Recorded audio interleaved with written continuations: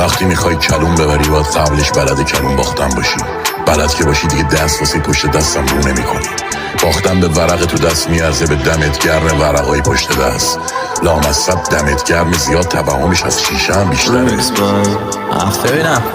شما از آکواریوم خودت آهایی میگیری؟ نخیر. عجب دریای سرامیزی غمای عالم، عجب بغض گرونی من خودم سرمایه دارم، عجب زور کمی دنیا همش آمپول هیکل، عجب آویزون و سرگردون پاندول غیرت، عجب ترافیکی شده عین کارخونه همت، همه ماشینی بازاری شده کار خوبه نمت، عجب چیزایی میریزی تو هر روز توی چای، عجب کسی شده دختر کوچولوی دایی، عجب معصومیت جنده شد جنده همه مادر شدن، مسلمونا رو درست دیدم کافر شدم، عجب اونایی که دویدن و آخر شدن، هرچی دویدن فقط شکسته و لاغر شدن، عجب دنیایی بدتر شده از مادر شوهر، عجب ترس و غم و استرسی داره دیگه خواهر شدن، عجب کسکشایی برادر شدن.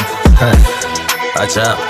همش همالیه بی خودیه نمونده به پام کسی جمع میکنی ولی باید تش بدی بری وای نسی لش شدی ولی معذبی بس میکنن باز رسی دود شده دل با پسی این نسخی با تاثیر خری و میبینی ور میداری باش رسید چهار تا این خودت واسه شهر و آدماش بسید تفریحای کاغذی شلوغی بی خودی رو هرچی توهمیه دروغی میخ شد همش اشون میخواد بیاد پایین دورو برام میپام همش بینی گرفته انگار روزی دوبار میچام چتم این همه چی ما همه جا میذارم اصلا آدما حتی در دفا بیزارم مغز میخواد بشکنه خفته منو میچسبه تا میخوام عادی باشم زرتی و شکسته قلبم ایتون میزنه بد بینم و بی جنبه نمیفهمم فازشو وقتی یکی میخنده.